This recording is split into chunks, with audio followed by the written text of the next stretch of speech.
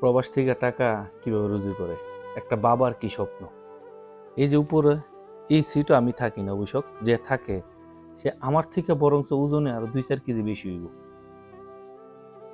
এই যে দেখতেছেন, এই যে দেখেন, এই যে উপরে থাকে নিচে থাকে প্রত্যেকটা যুবক, কারো বয়স 30, কারো বয়স 40, কারো বয়স 50 বছর।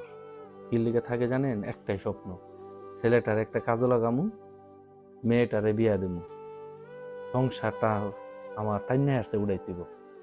এই লোয়ার সিঁড়ি ঘুমায় ঘুমায়া এই স্বপ্নগুলা দেখে বাড়িতে বিল্ডিং এর কাজ ধরছে।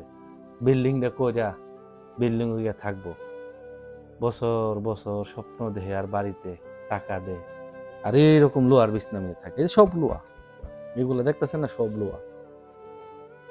এই কষ্ট কইরা টাকাগুলা উপার্জন করে বাড়িতে যা আর স্বপ্ন, ওই যে কথা আছে না, স্বপ্ন দেখে স্বপ্ন দেখে। এখান থেকে যদি একটা মানুষ নিচে পড়ে তার কি অবস্থা হইব আপনি কোন কতটুকু উঁচা? কমপক্ষে আমার জানা মতে এখান থেকে প্রায় 4-5 হাত নিচে।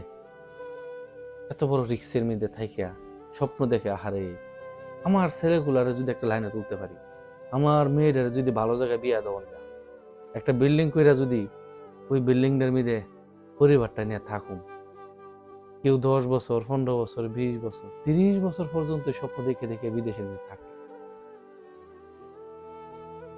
আমাদের প্রবাসীর কষ্ট কেউ বুঝে না, জীবনও বুঝতো না। একজন প্রবাসীর কষ্ট আরেকজন প্রবাসী বুঝে। কসম করে কই, আমাদের কষ্ট কেউ বুঝবো না। যতগুলো প্রবাসী আছে একটা দুঃখ আর একটা বুঝে, কিন্তু প্রবাসীর দুঃখ মানুষ, দেশের মানুষ জীবন অবস্থা, জীবন অবস্থা দেখেন। আমি নামতাছি, কত কষ্ট হয় দেখেন নামতে, ঠিক আছে?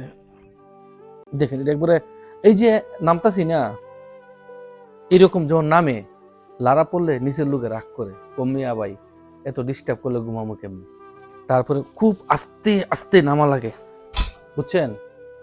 এই যে নিচে একজন লোক খুব কষ্ট করে উপরের লোকটা থাকে, নিচের লোকের যদি ডিস্টার্ব হয়, স্বপ্ন দেখে আমার সংসারটার কিভাবে সুখে শান্তিতে রাখতে পারি, নিজের সুখ বিদেশের লোয়ার বিছানা মিলে শেষ করে পরিবারের সুখের পিছনে দৌড়াই। এটার নামে বিদেশ। ভালো থাকবেন।